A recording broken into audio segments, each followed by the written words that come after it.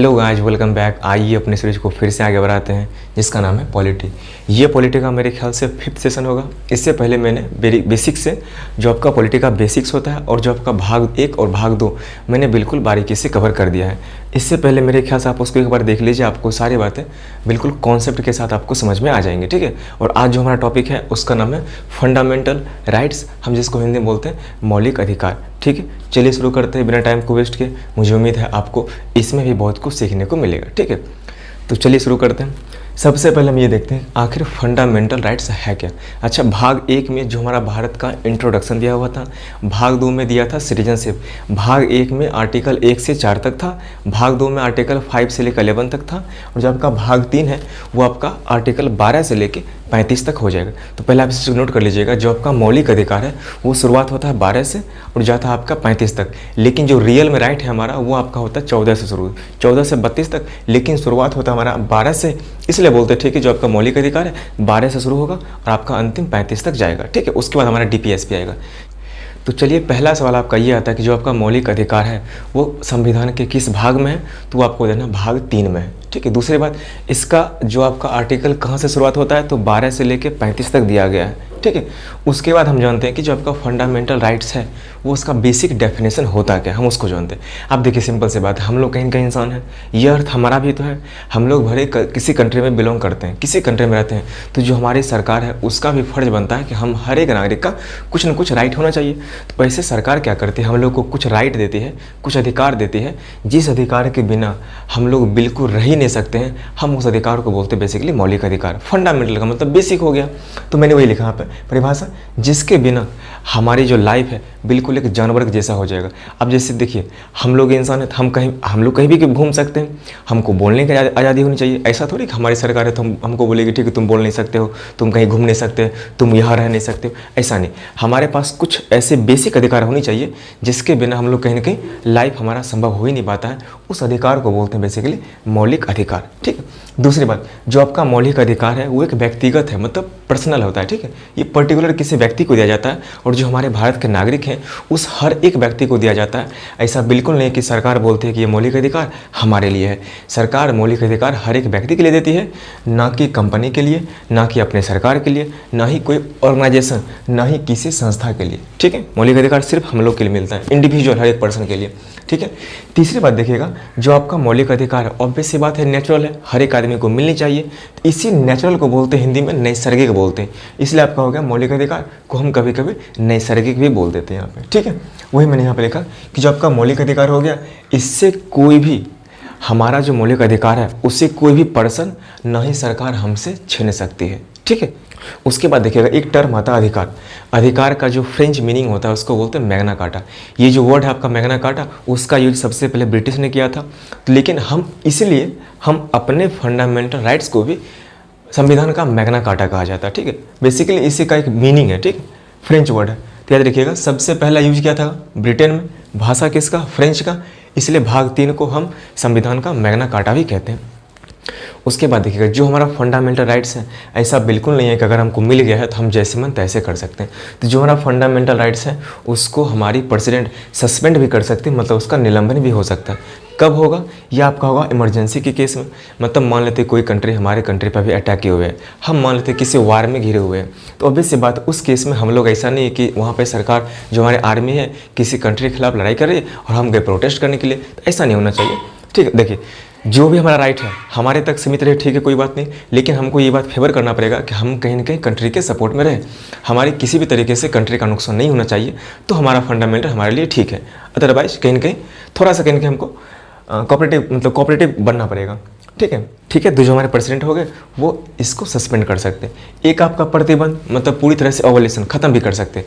अगर मान लेते कोई मौलिक अधिकार पहले से बना हुआ, हो सकता है वो मौलिक अधिकार किसी को परेशानी दे रहा हो, किसी को समस्या होती है उस चीज़ों से, तो हम उसको ख़त्म भी कर सकते हैं। ये सांसद करते हैं, तो सांसद अगर चाहे तो किसी मौलिक अधिकार को पूरी तरह से बंद भी कर सकती है। जैसे एग्जांपल देखिएगा ट्रिपल तलाक से जो हमारे मुस्लिम माताएं थे, जो वो बहनें थे, उनको कहने के काफ़ी समस्याएं होती थी। इसी वजह से इस ट्रिपल तलाक को भी बंद कर दिया गया। ठीक है, जो ये भी पहले पार्ट था हमारा पर्सनल कानून पर लेके, इसको बोलते हैं पर्सनल लॉ बोलते हैं। तो पर्सनल लॉ का पार्ट है, वो भी मौलिक अधिकार का ही पार्ट है। लेकिन अगर किसी को इससे समस्या होती है तो वो संसद अगर चाहे तो उसको बंद भी कर सकती है। इसलिए प्रतिबंध संसद लगाती, सस्पेंड हमारा राष्ट्रपति साहब करते हैं। उसके बाद अगर ये मौलिक अधिकार हम लोगों को मिला है तो ऑब्वियस सी बात, कोई ना कोई गारंटर चाहिए। कोई तो कोई हमको ये बोलेगा ठीक है अगर मौलिक अधिकार तो कोई तुमसे छीनता है तो हम तुमको बचाएंगे। तो वो हमारा आता है सुप्रीम कोर्ट, एक आपका आता है हाई कोर्ट। तो हाई कोर्ट और सुप्रीम कोर्ट हमेशा यही कहते हैं अगर किसी भी तरह की तुम्हें कोई समस्या हो, चाहे सरकार तुमसे कोई अधिकार छीने, चाहे कोई पर्सन तुमसे अधिकार छीने, तो तुम मेरे पास आना, हम तुम्हारी हेल्प करेंगे। इसलिए बोलते हैं एससी मतलब सुप्रीम कोर्ट, इसको बोलते हैं उच्चतम न्यायालय। एक आपका हो गया हाई कोर्ट जिसको बोलते हैं उच्चतम, जिसको बोलते उच्च न्यायालय, सॉरी। तो दोनों जो आपका कोर्ट हो गया वो बेसिकली हमारे मौलिक अधिकार का रक्षक है, ठीक है। वही मैंने यहाँ पे लिखा। तो जो आपका मौलिक अधिकार है, अगर 32 के तहत हम सुप्रीम कोर्ट जा सकते हैं और आर्टिकल 226 मतलब 226 के तहत हम हाई कोर्ट जा सकते हैं, ठीक है। कि अगर मुझे किसी तरह की समस्या होती है तो हम वहाँ पे जाके कंप्लेन कर सकते हैं। फिर सुप्रीम कोर्ट और हाई कोर्ट अगर चाहे, उसको चाहना ही पड़ेगा ना, तो हमारे मौलिक अधिकार को वापस दिला सकते हैं, हमको हेल्प यही करेगा, ठीक है। अब बात करते हैं जो आपका मौलिक अधिकार है वो बाध्य योग्य है, बिल्कुल है। मतलब हम उस पर डिबेट कर सकते हैं, संसद में उस पर बात चल सकता है। दूसरी बात, ये परिवर्तनीय है, मतलब ये इन्फोर्समेंट के लायक है। मतलब सरकार अगर मान लेते हमसे कोई छीनती है तो सुप्रीम कोर्ट वो उस चीज़ के खिलाफ बोलेगी और सरकार से ये चीज़ ज़बरदस्ती मांग करवाएगी कि तुमको उसका हेल्प करना ही पड़ेगा, तुमको उसका अधिकार वापस देना ही पड़ेगा, ठीक है। मतलब हम ज़बरदस्ती अपना मौलिक अधिकार ले भी सकते हैं, इसी को बोलते हैं परिवर्तनीय, मतलब ये इन्फोर्समेंट के लायक है, ठीक है। अब बात करते हैं कि ठीक है शुरुआत कहाँ से हो गया, आपका आर्टिकल 12 से और जाएगा आपका 18 से। तो आर्टिकल 12 में जो आपका मौलिक अधिकार है, सिंपल इसका डेफिनेशन लिखा हुआ है जो मैंने यहाँ पर आपको पहले ही बता दिया है। उसके बाद इसी में बात किया गया राज्य के बारे में। देखिए राज्य का मतलब ऐसा बिल्कुल नहीं होता कि सिर्फ बिहार राज्य है, सिर्फ यूपी राज्य है। राज्य कहने का मतलब एक ऐसा एरिया जिसके पास खुद का अपना जुडिशियल राइट हो, मतलब खुद अपना डिसीजन ले सकता है, खुद अपना कर्मचारी मतलब एम्प्लॉयमेंट दे सकता है, खुद अपना डिसीजन ले सकता है, हम उसको बोलते हैं बेसिकली राज्य। तो आपका राज्य एक केंद्र सरकार भी हो गया, एक आपका राज्य सरकार भी हो गया। जो आपका लोकल गवर्नमेंट है, जैसे मान लेते हैं मुखिया की बात करते हैं, जो आपका डिस्ट्रिक्ट में होता है बेसिकली, जैसे टाउन में होता है म्युनिसिपल कॉर्पोरेशन, हम उसकी बात करते हैं, तो वो भी अपने आप में एक राज्य है, ठीक है। फिर देखिए आपका बिजली विभाग, वो भी राज्य है। बिजली विभाग भी अगर चाहे तो अपने तरीके से रिक्रूटमेंट बोर्ड को बोले कि ठीक है तुमको ये कर्मचारी बुला के लाना है, तो वो अपना कर्मचारी खुद से चुन सकते हैं। कुछ किसी तरह का कोई कंप्लेन आता है तो खुद से फैसला भी ले सकती है। फिर आपका हो गया ONGC, इसको बोलते हैं oil and natural gas corporation, ये भी हमारे भारत का है, तो ये भी एक राज्य है। एयरपोर्ट विभाग, ये भी एक राज्य के अंतर्गत आता है, क्योंकि आप एयरपोर्ट के आसपास बड़ा बिल्डिंग नहीं बना सकते, क्योंकि उससे एरोप्लेन को लैंड करने में, टेक ऑफ करने में काफ़ी समस्या होगी। तो ये सारा राज्य का पार्ट है। राज्य का मतलब सिंपल एक स्टेट नहीं होता है, राज्य का मतलब एक ऐसा एरिया जिसके पास खुद का अपना जुडिशियल राइट हो, मतलब न्यायिक क्षमता हो, मतलब खुद से अपना डिसीजन ले सकता है, कोई नियम बना भी सकता है टेम्पररी, ठीक है। तो उसको बोलते हैं राज्य। तो वही इसमें ये भी बोलता है कि आपका बेसिक डेफिनेशन बारे में हो गया, और ये सारे राज्य कोई भी ऐसा कानून नहीं बनाएगी जिससे हमारा मौलिक अधिकार कहीं के डिस्टर्ब हो। तो वही आपका 12 में ये लिखा गया है, ठीक है। ना आपका बिजली विभाग, ना आपका ONGC, ना आपका एयरपोर्ट विभाग, ना आपका कोई भी सरकार, चाहे राज्य सरकार हो चाहे भारत सरकार हो, कोई भी आपके मौलिक अधिकार के खिलाफ किसी भी तरह का कानून नहीं बना सकती, ठीक है। फिर आपका आता है आर्टिकल 13। आर्टिकल 13 आपका ये बोलता है कि ये आपका होता है डेरोगेशन, मतलब अल्पीकरण। मौलिक अधिकार को कुछ हद तक कम भी किया जा सकता है, ठीक है। मैंने यहाँ भी दिखाया था आपको कि सस्पेंड कर सकते हैं, ऑब्वियस बात है थोड़ा सा कहीं कम किए, ठीक है। इसको कम भी किया जा सकता है, कब? जब आप एक इनकंसिस्टेंट केस में फंस गए, मान लेते हैं, ठीक है। इसको बोलते हैं असंगत। अगर कोई आप असंगत काम करते हैं तो उस केस में आपका जो राइट है थोड़ा सा कम कर दिया जाएगा। जैसे मान लेते हैं मौलिक अधिकार मेरे पास है, जो सामने बंदा होगा उसके पास भी तो होगा। अगर हम अपने मौलिक अधिकार के चक्कर में हम उसको कहीं कहीं परेशान करना शुरू कर देंगे तो वो फायर कर सकता है, वो सुप्रीम कोर्ट जा सकता है। तो उस केस में जो हमारा मौलिक अधिकार है कुछ देर तक थोड़ा सा कम कर दिया जाएगा। कहने का मतलब मान लेते हैं मुझे बोलने की आज़ादी है, तो क्या हम किसी को जाकर कुछ भी बोल देंगे? गाली तो नहीं दे सकते ना, उसको हर्ट होगा तो वो भी तो बोलेगा ठीक है मेरा भी आत्मसम्मान की मौलिक अधिकार है, तो वो जाके कंप्लेन कर सकता है। तो उस केस में अगर हम किसी को परेशान किए तो उस केस में हमारा जो मौलिक अधिकार है, जो हमारा फंडामेंटल राइट्स है, उसको कुछ हद तक कम कर दिया जाएगा या फिर डेरोगेट कर दिया जाएगा, ठीक। वही मैंने यहाँ पे लिखा। फिर आपका आर्टिकल 14, अब हमको क्या क्या राइट मिला है वो आपका इसी 14 से शुरू होता है, ठीक है। अब देखिए आर्टिकल 14 की बात करते हैं। आर्टिकल 14 आपका दो बातें बेसिकली बोलता है। एक आपका हो गया कानून के समक्ष समानता, जिसको बोलते हैं इक्वलिटी बिफोर लॉ। एक आपका हो गया कानून का समान संरक्षण, जो आपका लिया गया यूएसए से, और पहले वाला ये लिया गया था आपका यूके से। इसमें बेसिकली आपका 80% कॉन्सेप्ट चलता है यूएसए वाला, और आपका 20% कॉन्सेप्ट चलता है आपका यूके वाला। आप पहले जान लीजिए, जो आपका मौलिक अधिकार है, वो जो कॉन्सेप्ट है वो लिया गया है आपका इसी यूएसए से लिया गया है, ठीक है। तो इसमें यही बोलता है कि कोई भी पर्सन है, इंडिया का कोई भी नागरिक हो, वो कानून के सामने बिल्कुल बराबर ही रहेगा। कहने का मतलब, मान लेते कोई पर्सन काफ़ी अमीर है, कोई पर्सन बिल्कुल भिखारी है, अगर दोनों पर्सन कोई एक ही क्राइम किया है, मान लेते दोनों मर्डर कर दिया है, अगर वो कंप्लेन करने के लिए जाता है सुप्रीम कोर्ट में, वो खुद तो नहीं जाएगा ना। मान लेते कोई शिकायत किया, अगर दोनों पर्सन गया, अगर दोनों मर्डर किया है, तो दोनों को सेम सज़ा मिलेगी, क्योंकि दोनों बंदा सेम क्राइम किया है। तो ऐसा बिल्कुल नहीं होगा कि वो अमीर है तो उसको छोड़ दिया जाएगा। इसलिए देखते हैं आप, जो सिंबल होता है कानून का कोर्ट में, उस पर पट्टी बना होता है। इसका मतलब ये होगा कि हम अंधे हैं और मेरे सामने कुछ भी नहीं दिखता है कि आप अमीर हैं या फिर गरीब हैं। तो इस केस में चाहे कोई पर्सन अमीर हो, चाहे कोई पर्सन गरीब हो, उसको सेम पनिशमेंट मिलेगा अगर वो सेम ढंग का क्राइम किया हो तो, मतलब उसके सामने बिल्कुल बराबर है। लेकिन हर एक केस में ऐसा नहीं बोल सकते। क्यों? मान लेते किसी फैमिली में कोई रूल ये बनाता है कि अगर मान लेते बच्चों के लिए खास करके कि ठीक है, एक गिलास है, अगर तुम गिराओगे तुमको मार पड़ेगी। मान लेते हैं उसके दादाजी मिस्टेक से गिरा दिए, क्या आप उसको भी मार दोगे? नहीं कर सकते। ऑब्वियस सी बात है, हर एक पर्सन का जो एक लेवल होता है उसमें थोड़ा सा कहीं हमको रिस्पेक्ट देना पड़ता है। अब इस केस में अगर मान लेते हमारे प्रेसिडेंट साहब मिस्टेक से कोई मिस्टेक कर दिए, मतलब मिस्टेक से कोई क्राइम कर दिए, तो क्या हम उनको घसीट के ले जाएंगे? ऐसा नहीं कर सकते ना। तो हमारे जो मतलब प्रेसिडेंट साहब हैं, हमारे जो गवर्नर साहब हैं, उनको कानून के सामने एक समान संरक्षण नहीं दे सकते ना, उनको थोड़ा सा कहीं के अलग मानना पड़ेगा। हमारे नागरिक ठीक ठाक हैं, कोई दिक्कत नहीं, उनको पनिशमेंट मिलेगा। लेकिन जब हमारे देश के एक बहुत बड़े मतलब एक पोस्ट वाले बोल सकते हैं, जो आपके प्रेसिडेंट हो गए, एक आपके गवर्नर हो गए, आप उनको सेम सज़ा नहीं दे सकते हैं, क्योंकि ये कहीं ना कहीं हमारे देश को रिप्रेजेंट करते हैं। इसलिए हम बोलेंगे ठीक है, आपको पहले आपके कुर्सी पर से हटाएंगे, मतलब लगाएंगे महाभियोग। फिर आप जैसे उस पोस्ट से हट गए, फिर आपको माना जाएगा आप एक आम नागरिक हैं, फिर जाकर आपको सेम पनिशमेंट मिल सकता है। मतलब प्रेसिडेंट हो चाहे गवर्नर हो, उनका कम से कम एक क्राइम तो माफ़ी हो जाता है लगभग, ठीक है। ऐसे कभी वो लोग क्राइम करते नहीं हैं, ठीक है। वो लोग का सोच एक अलग लेवल का होता है, पूरे कंट्री के हेड होता है, आप यूँ समझिए, ठीक है। तो कानून के सामने सब लोग बराबर, सिवाय प्रेसिडेंट और गवर्नर को छोड़ के, ठीक है, क्योंकि हमारे हेड हुए ना, आप उनको थोड़ी से घसीट सकते हैं, ठीक है। तो वही मैंने यहाँ पे लिखा कि आप उन पर महाभियोग लगाइए। जो आपका राष्ट्रपति है उनके ऊपर 71 के अनुसार, और एक आपका गवर्नर 162 के अकॉर्डिंग अनुच्छेद आपका है, उस पर महाभियोग लगाइए और उनको पोस्ट से हटा दीजिए, उनके जॉब से हटा दीजिए। उसके बाद आप उनको सज़ा दे सकते, कोई दिक्कत नहीं, लेकिन उसके पहले आप सज़ा नहीं दे सकते, ठीक है। उसके बाद आपका आर्टिकल 15 ये बोलता है कि कोई भी पर्सन, चाहे धर्म हो, चाहे जाति हो, चाहे लिंग मतलब जेंडर, चाहे मेल हो चाहे फीमेल हो, इस सेंस में, या फिर जन्म स्थान कोई बिहार का हो, कोई यूपी का हो, कोई आपका नॉर्थ ईस्ट का हो, उसके अनुसार आप किसी भी पर्सन के साथ भेदभाव नहीं कर सकते। ऐसा नहीं कि वो यूपी का है, ऐसा नहीं कि वो बिहार का है, इस कंडीशन में हम उसको भेदभाव बिल्कुल नहीं कर सकते हैं। अगर हम इस चीज़ को लेकर कंप्लेन कर देंगे तो सरकार उसको पूरी तरह से कूट देगी, ठीक है। मतलब धर्म, कोई किसी धर्म का हो कोई दिक्कत नहीं है, जाति वो किसी भी कास्ट का हो सकता है, चाहे कोई भी जेंडर हो, मतलब मेल हो चाहे फीमेल हो, चाहे ट्रांसजेंडर भी हो, कोई दिक्कत नहीं है, चाहे आपका कोई भी वंश, वो किसी वंश से बिलोंग करता हो, चाहे आपका किसी भी जन्म स्थान से हो, हम उस पर्सन को कभी भी किसी तरीके से भेदभाव नहीं कर सकते हैं, ठीक है, वो आपका हो गया। लेकिन अगर कभी कभी हम लोग को भेदभाव करना पड़ता है पॉजिटिव कामों के लिए, जैसे मान लेते हैं जैसे हम महिला की बात करते हैं, तो महिला को हम बॉर्डर पे सोल्जर के रूप में नहीं भेज सकते हैं, क्योंकि ऑब्वियस सी बात है, मेल जो हमारे होते हैं वो कहीं के महिला से स्ट्रॉन्ग होते हैं, तो बॉर्डर पे स्ट्रॉन्ग लोग चाहिए। तो उस वक्त महिला नहीं बोल सकते कि हम हमारे साथ भेदभाव क्यों कर रहे हैं, हमारे देश की सिक्योरिटी के लिए थोड़ा सा कहीं के आपको कोऑपरेट करना पड़ेगा, ठीक है। तो हम महिला को सोल्जर आर्मी मतलब आर्मी में खास करके बॉर्डर पे नहीं भेज सकते हैं। उसके बाद मान लेते सिनेमा की बात करते, सिनेमा में जो भी आता मूवी वगैरह, उसका एक एज रिस्ट्रिक्शन होता है कि आप इस एज से देख सकते हैं। तो वहाँ पे कुछ मूवी ऐसा होता है कि वो बच्चों के लिए अलाउ नहीं किया जाता है। तो वहाँ का बच्चा बोल देगा नहीं मेरे साथ भेदभाव कैसे हो रहा, हम क्यों नहीं जा सकते। तो भाई तुम्हारे भलाई के लिए बोला जा रहा है ना, ठीक है। तो कभी कभी आरक्षण भी दिया जाता है। तो सिंपल सी बात है, अगर हम पॉजिटिव कामों के लिए बोलते हैं कि ठीक है ये इसके भलाई के लिए है, तो कभी कभी उस भलाई के लिए हम भेदभाव कर सकते हैं। अदरवाइज कभी भी किसी पर्सन को इस कंडीशन पे हम उसके साथ किसी भी तरह का भेदभाव नहीं कर सकते। आगे मेरी बात समझो यहाँ पे।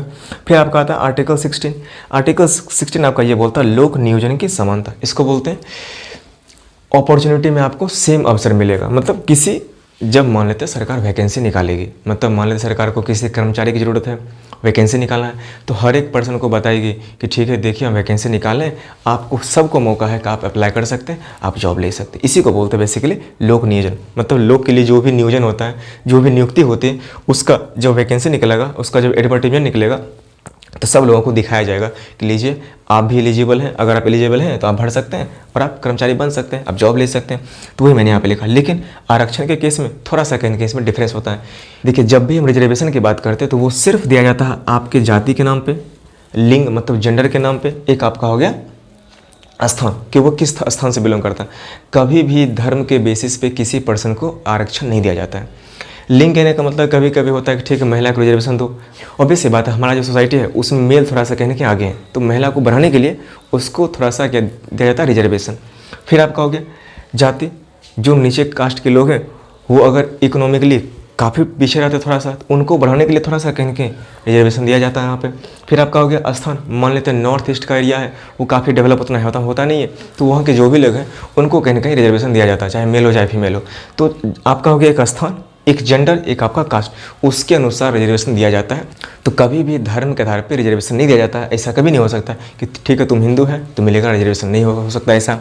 मुस्लिम हो नहीं मिलेगा, ऐसा नहीं हो सकता। ठीक है, तो 3 कंडीशन, जाति, लिंग, एक आपका स्थान, उसके अनुसार आपको रिजर्वेशन मिल सकता है। देखिए कहने का सिंपल मतलब ये होता है, जैसे मान लेते पूरे इंडिया की बात करते हैं तो हर एक आदमी का इनकम अलग अलग है, कोई इतना कमाता है कोई इतना कमाता है।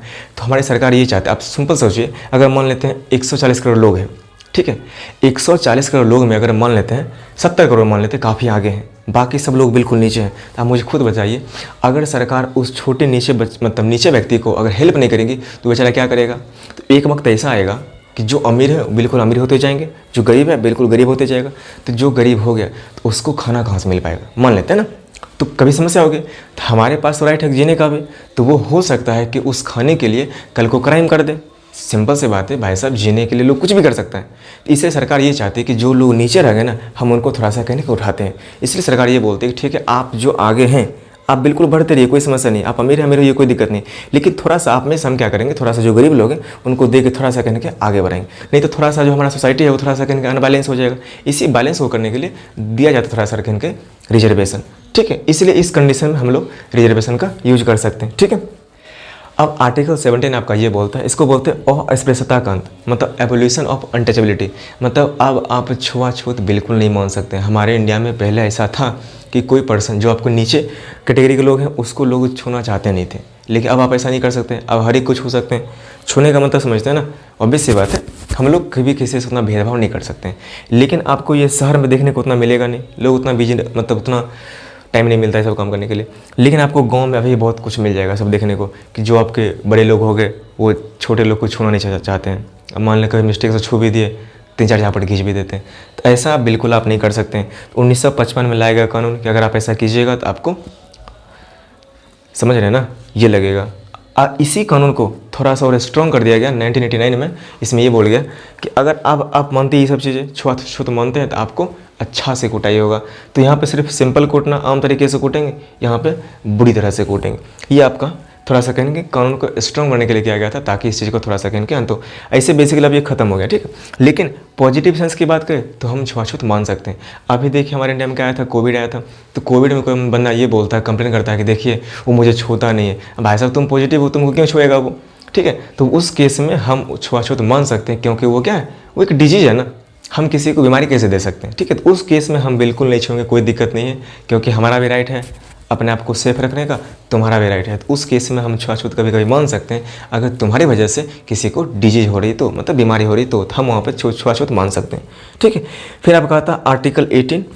आर्टिकल 18 आपका ये बोलता है, जो आपका टाइटल है जिसको बोलते हैं सरनेम, जो आपका टाइटल है उसका एबोल्यूशन, मतलब उपाधियों का अंत। कोई पर्सन अगर ये बोलता कि नहीं मेरा नाम महाराजा ये कुमार है, कोई बोलता मेरा नाम राजपूत ये कुमार है, कोई बोलता मेरा नाम सर ये कुमार, तो ये सब ऐसे टाइटल है, महाराजा, सर, नाइटहुड, राय बहादुर, तो ये सब टाइटल को पूरी तरह से ख़त्म कर दिया गया।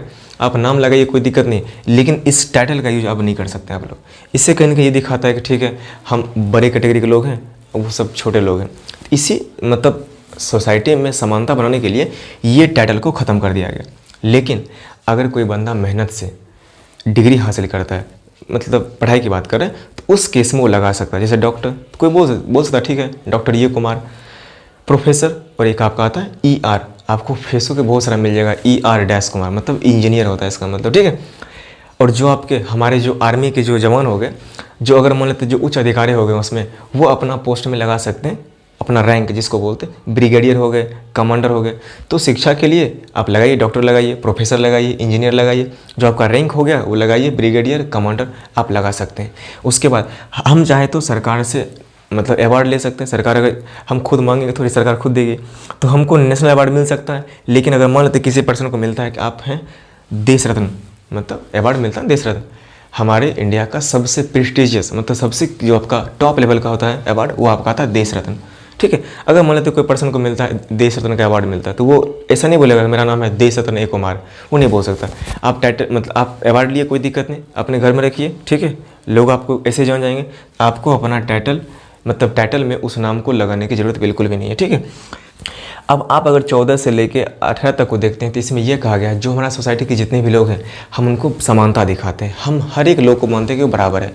इसलिए 14 से लेके 18 तक गौर कीजिएगा, ये बोलता है ठीक आप कानून के सामने सब समान हैं, यहाँ बोलता है कोई भेदभाव नहीं होगा, ये बोलता है सबको मौका मिलेगा, ये बोलता है कि छुआछूत बिल्कुल बंद, और ये बोलता है टाइटल बंद।